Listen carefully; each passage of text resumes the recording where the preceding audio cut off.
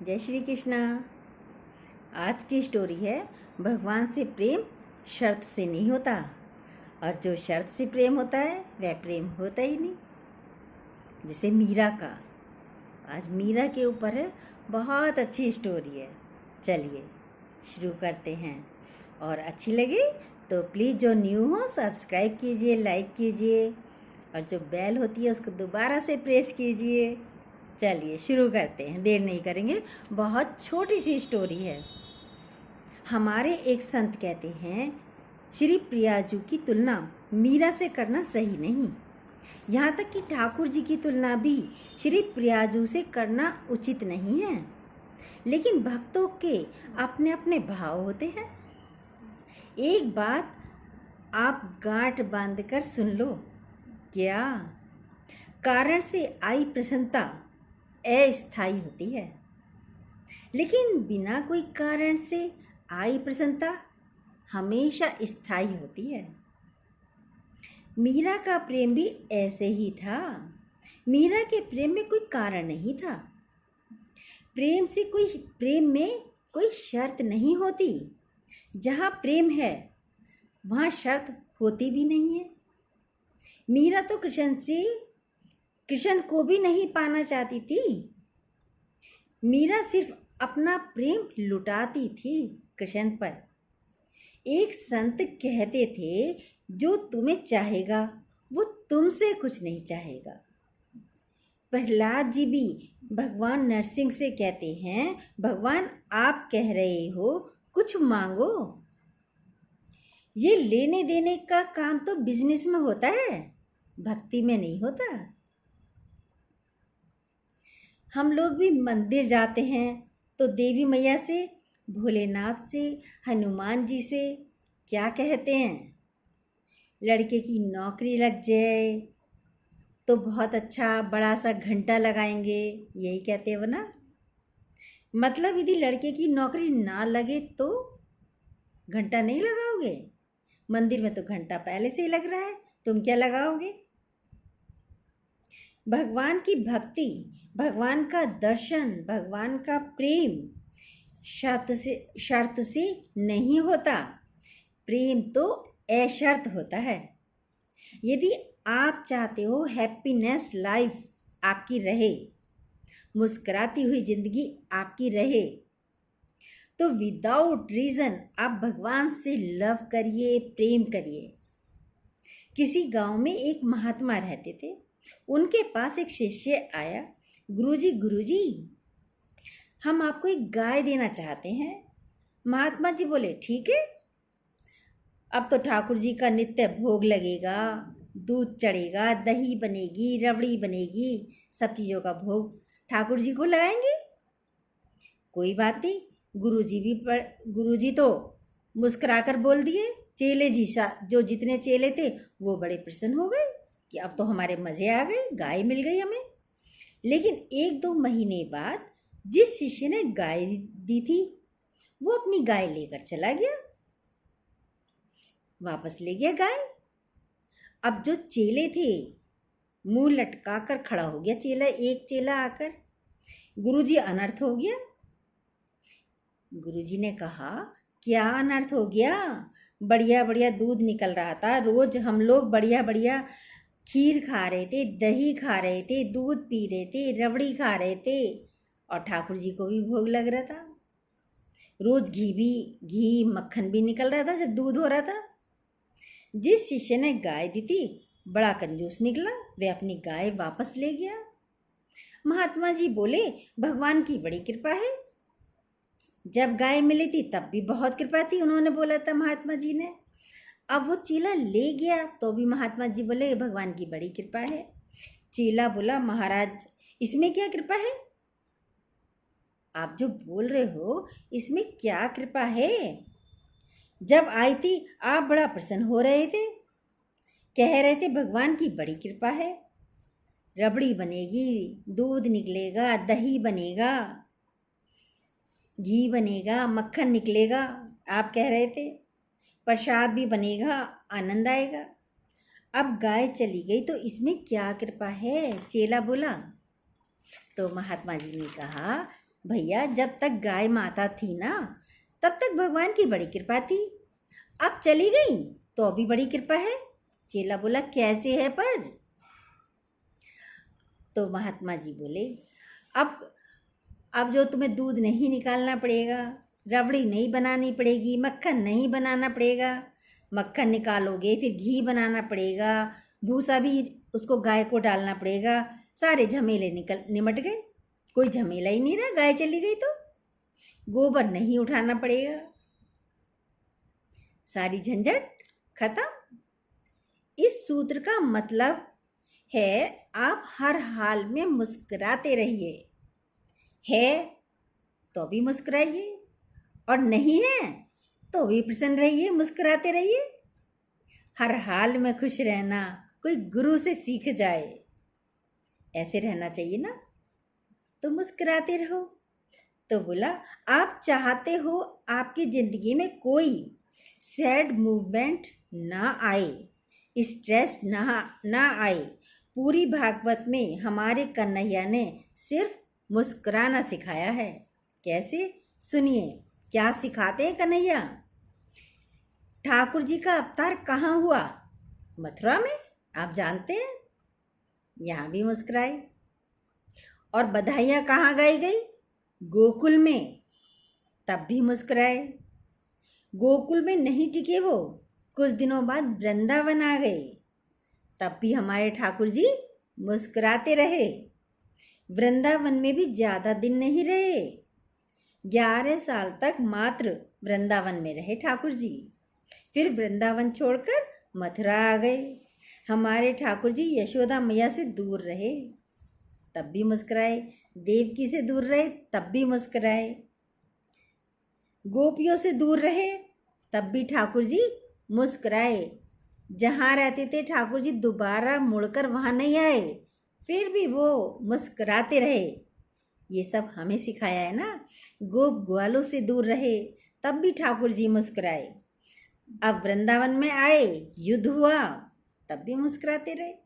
17 बार जरासंध ने आक्रमण किया, तब भी हमारे ठाकुर जी मुस्कुराते रहे। संदीपन आश्रम में, संदीपन गुरु थे ना ठाकुर जी के, तो आश्रम में पढ़ने गए, तब भी हमारे ठाकुर जी मुस्कुराते रहे। और सुदामा से मित्रता की, तब भी हमारे ठाकुर जी मुस्कुराते रहे। द्वारिका के राजा बने, तब भी हमारे ठाकुर जी मुस्कुराते रहे। और 16,108 रानियां थीं, शादियां करी, तब भी हमारे ठाकुर जी मुस्कुराते रहे। और यहाँ तक कि अपने ही परिवार को आपस में लड़वा करके अपनी ही आंखों के सामने पूरे परिवार का विनाश किया, तब भी हमारे ठाकुर जी मुस्कुराते रहे। इसका मतलब क्या हुआ? भगवान कहना चाहते हैं कि कैसी भी परिस्थिति हो, व्यक्ति को मुस्कुराते रहना चाहिए, मुस्कुराना छोड़ना नहीं चाहिए। यदि आप मुस्कुराती हुई जिंदगी जीना चाहते हो तो परमात्मा से प्रेम बिना शर्त के करो। 99% लोग भगवान से भक्ति शर्त लगा कर करते हैं, और सिर्फ 1% लोग ऐसे हैं जिनकी कोई शर्त नहीं होती। वो प्रेम करते ही करते हैं भगवान से, भक्ति करते ही करते, बिन मांगे भक्ति करते रहते हैं। 99% लोग शर्त लगाकर भक्ति करते हैं भगवान की। मैं इंटर में पास हो जाऊंगा तो प्रसाद चढ़ाऊंगा, मैं 10वीं में पास हो जाऊंगा तो हनुमान चालीसा पढ़ूंगा। यही करते हो ना? बच्चे भी यही करते हैं, बड़े भी यही करते हैं। नौकरी लग जाए, दुकान मिल जाए, बिजनेस मिल जाए, घर बन जाए, मकान बन जाए, कोठी बंगले कार ये सब मिल जाए तो हम प्रसाद चढ़ाएंगे। तो शर्त के साथ भक्ति हुई, क्या ये भक्ति है? ये भक्ति नहीं है। कि मेरा काम पूरा हो जाए तब हनुमान जी को भजूंगा। भक्ति कोई व्यापार नहीं है। लेने देने का काम तो व्यापार में होता है, भक्ति में नहीं होता। भगवान की भक्ति तो एतबार है, विश्वास है भगवान पर। हमारी मीरा अकारण प्रीति करती है, कोई चाह नहीं है। वो बताती है, मेरी आंखें दर्श के बिना दुखने लगी। यदि मैं ठाकुर जी के दर्शन नहीं करती हूँ तो मेरी आंखों में दर्द होने लगता है। मीरा कहती है, मुझे संसार ने बड़ा धोखा दिया, मीरा को बहुत सताया। मीरा जैसा कष्ट किसी को नहीं मिला आज तक। आज के जमाने में कोई इतना कष्ट पाता तो वो भगवान की भक्ति को छोड़ देता। लेकिन धन्य है मीराबाई। मीराबाई को तो प्रत्येक गायन में, वादन में, नृत्य में सिर्फ गोविंद दिखाई देते हैं। मीरा हर पल शाम के नज़दीक रहती है। कह सकते हैं राधा के प्रेम में कृष्ण की उपस्थिति है, परंतु मीरा के प्रेम में कृष्ण की उपस्थिति नहीं है। फिर भी मीरा कहती है, मेरा गोविंद मेरे सामने खड़ा है। उसे हर जगह गोविंद नजर आता है। उसके बाद भी मीरा अपने प्रेम को कम नहीं करती। जोधपुर की महारानी परम भक्तिमता माता मीरा का विवाह चित्तौड़ के राजा सांगा के सुपुत्र श्री भोजराज के साथ हुआ। जब इनका विवाह हुआ मीराबाई का, तो विवाह के समय मीराबाई के पिता ने बहुत सारा सामान दिया। नए नए वस्त्र आभूषण दिए, स्वर्ण चांदी के आभूषण दिए, सुंदर वस्तुएं दी, दासियां दी, बहुत से खिलौने भी दिए मीरा को। लेकिन मीराबाई रोने लगी। जैसे जल से अलग होने पर मछली फड़फड़ाती है, ऐसे ही आज मीरा रो रही है। मीरा कहती है, पिताजी आप हमें कोई वस्तु दो या ना दो, एक बात बोलूं, कहकर मीराबाई मूर्छित हो गई। लोगों ने उठाया, थोड़ा सा पानी डाला और आवाज दी, मीरा मीरा कह के आवाज दी मीरा को। क्या हुआ, कैसे मूर्छित हो गई? मीराबाई को होश आया। मीरा फिर से जोर जोर से रोने लगी। मीरा हुआ क्या, आखिर क्यों रो रही हो? मीरा कहती है, पिताजी आपने जितनी वस्तुएं दी हैं मुझे सब अपने पास रख लो, मुझे नहीं चाहिए ये वस्तुएं। अगर तुम्हें देना ही है ना अपनी बेटी को, या जिंदा देखना चाहते हो अपनी बेटी को, तो एक ही शर्त पे आपकी बेटी जिंदा रह सकती है। पिताजी बोले, क्या, किस शर्त, क्या लेना चाहती हो मीरा? बोलो बेटा, क्या लेना चाहती हो?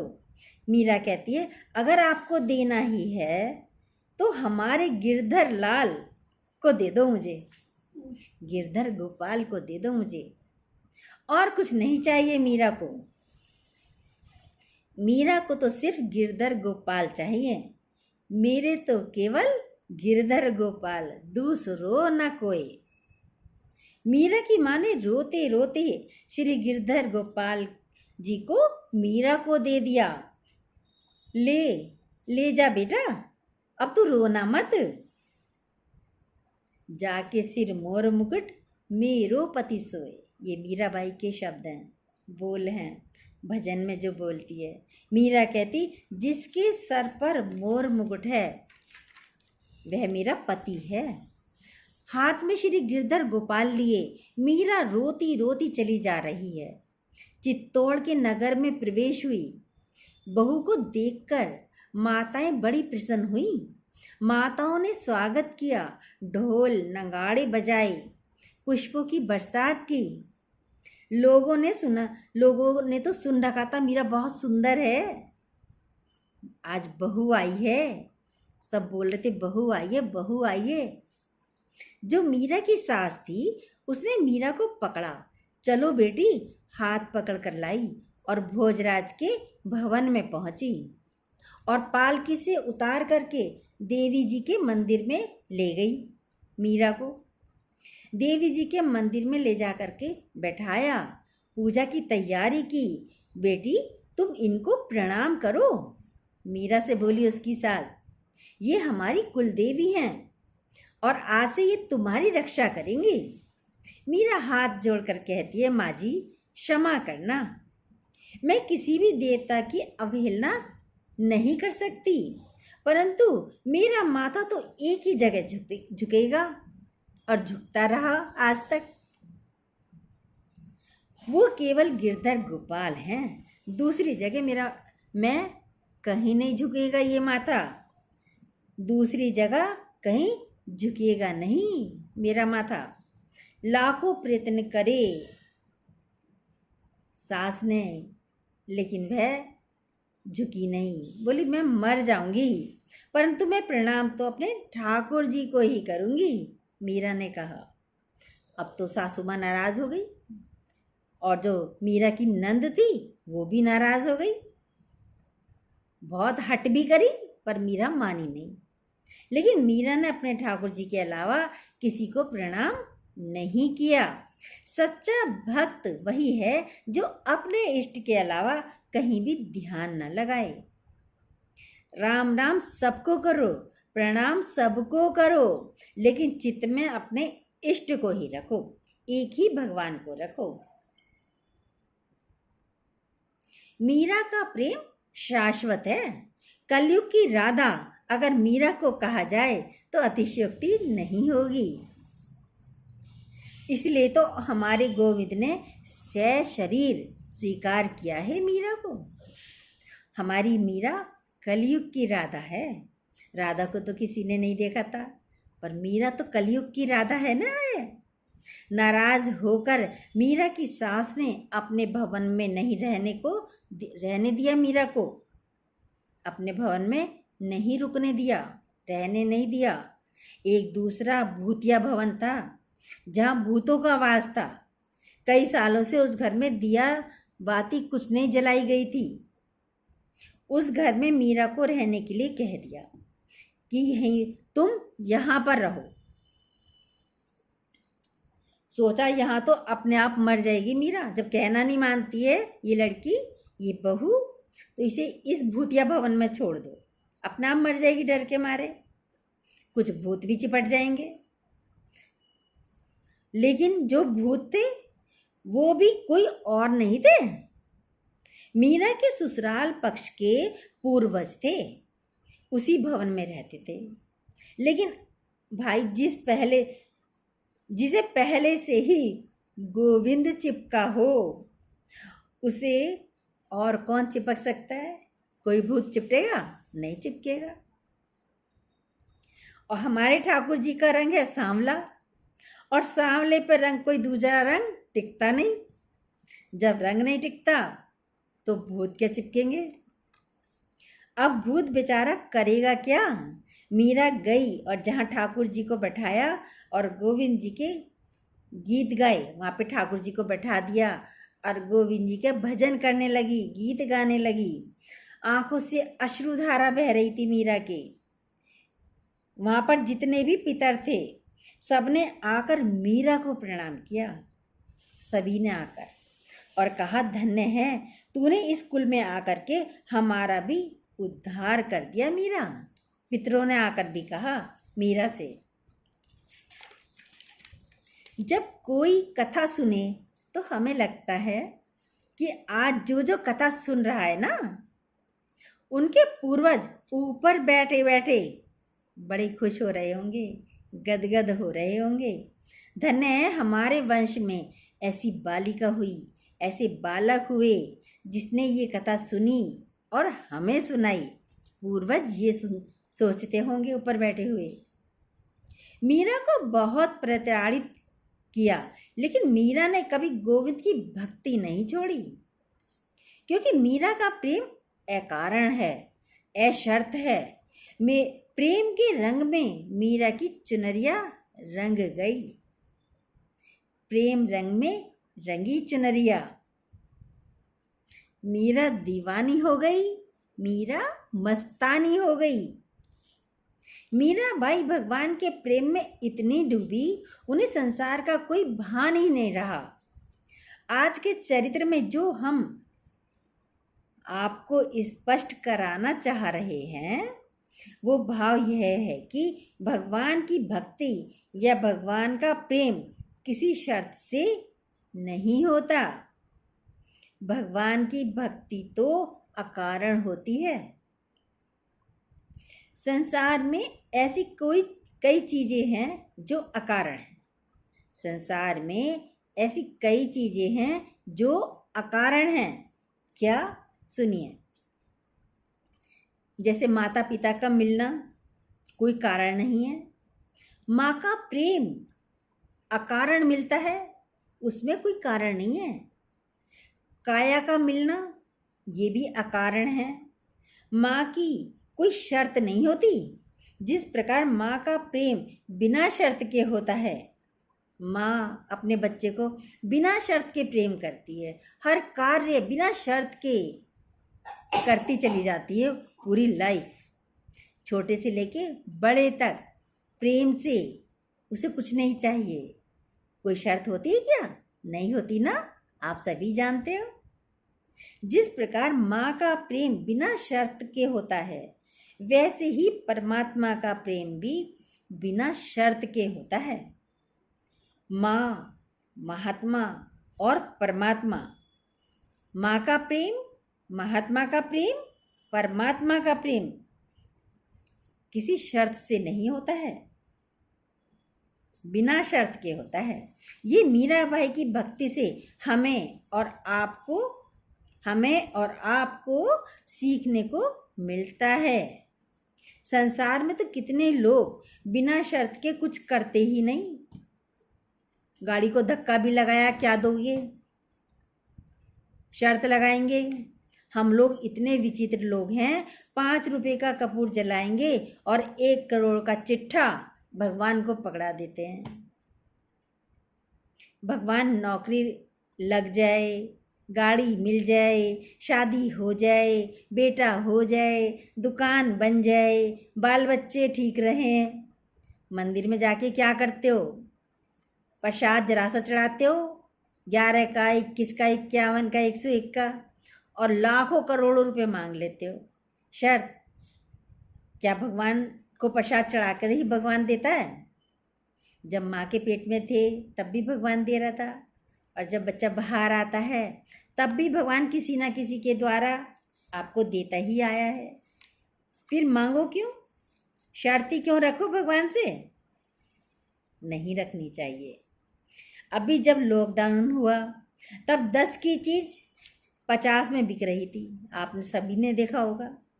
मंदिर में एक व्यक्ति गया, दुकानदार था, आरती गा रहा था, जय अम्बे गौरी मैया, जय अम्बे गौरी।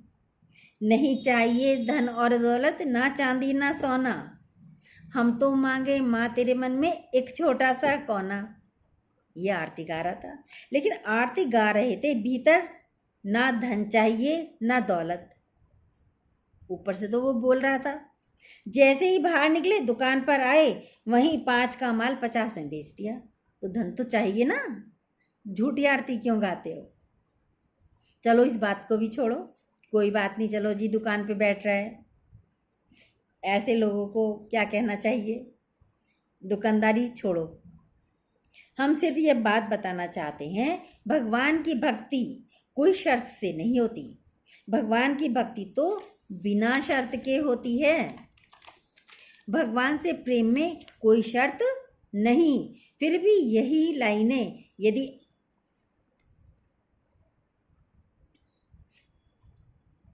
यही लाइनें आ रही हैं तो फिर क्या करना चाहिए? बिना शर्त के रहो ना भगवान से। जाहि विधि राखे राम, ताहि विधि रहिए। सीताराम सीताराम सीताराम कहिए, ऐसे रहिए तो भगवान कोई भूखा थोड़ी रखेगा। भगवान तो रोटी, कपड़ा, मकान सबका बंधेला है। उसकी पूजा में बैठो तो सही, उसे बिना शर्त के प्यार करो तो सही, भक्ति करो तो सही। जैसे राम जी रखे वैसे ही रहना चाहिए। यही सार है आज की स्टोरी का। अच्छा, हम भगवान से मांगते क्या हैं? मांगते भी कितना मांगते हैं? भगवान से हम कितना मांगते हैं? जितनी हमारी क्षमता होती है। जो छोटे पद पर है वह सोचता है मुझे बड़ा पद मिल जाए। जो 1 लाख कमा रहा है व्यक्ति, वो सोचता है मुझे 5 लाख की कमाई हो जाए महीने की। इसके अलावा हम लोग क्या मांगते हैं भगवान से? हम लोग मांगते अपनी हैसियत से हैं। हमारी हैसियत बहुत छोटी सी है। लेकिन अगर परमात्मा पर छोड़ दें तो परमात्मा देंगे अपनी हैसियत से। भगवान की हैसियत तो बहुत बड़ी है। सोच कर देखो अपना, आप जो है, हम लोग की क्षमता कमजोर है, पर परमात्मा की देने की क्षमता बहुत बड़ी है। हम मांगेंगे तो सीमित मांगेंगे। परमात्मा जब भी देगा वह असीमित देगा। लेकिन ना तो धैर्य है, ना ध्यान, ना भगवान के प्रति भरोसा है। भरोसा भी तो नहीं है। हम लोग तो भगवान भी बदलते रहते हैं। बदलते रहते हैं कैसे? सुनिए। नुक्कड़ वाले हनुमान जी काम नहीं कर रहे। हमारी गली के पास आसपास कोई मंदिर है, वहाँ से काम नहीं चला। हनुमान जी का मंदिर है, देवी मैया का मंदिर है, वहाँ से काम नहीं चला तो क्या करेंगे? तो दूसरे और सुना किसी से फलाने वाली मंदिर में जाके ना कामना पूरी होती है, तो फलाने शहर वाले हनुमान जी हमारी कामना पूरी करेंगे, वहाँ चले जाएंगे। भगवान में कोई अंतर है क्या? यहाँ नुक्कड़ वाले में और बाहर वाले में? नहीं, भगवान में कोई अंतर नहीं। लेकिन हम लोग अपने हिसाब से व्याख्याएं करते रहते हैं। इन हनुमान जी ने कृपा नहीं की, शायद ये वाले हनुमान जी हम पर कृपा करेंगे। इन्होंने नहीं करी, शायद वो वाले हनुमान जी कृपा करेंगे। शायद सारासर वाले करेंगे, मेहंदीपुर वाले करेंगे, कोई और हनुमान जी करेंगे। इसी में लगे रहते हैं।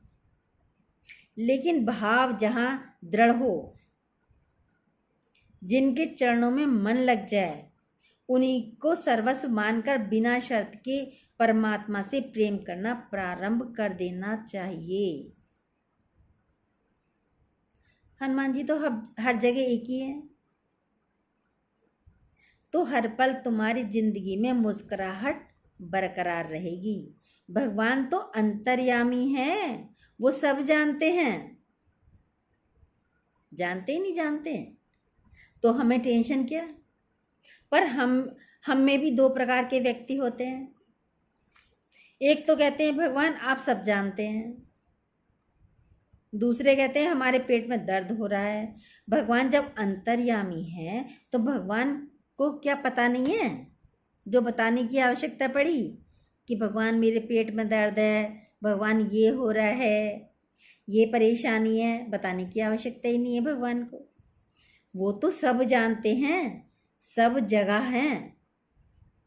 है नहीं है भगवान सब जगह? तो आज से ही भगवान से बिना शर्त के प्रेम करो, बिना शर्त की भक्ति करो, ठीक है? और स्टोरी अच्छी लगी हो, मीराबाई के ऊपर बताई, भगवान से बिना शर्त के प्रेम करो। अच्छी लगी हो, जो न्यू हो प्लीज़ सब्सक्राइब कीजिए, ज़रूर कीजिए सब्सक्राइब, लाइक कीजिए, और जो बेल आती है उसको दोबारा से प्रेस कीजिए। जय श्री कृष्णा।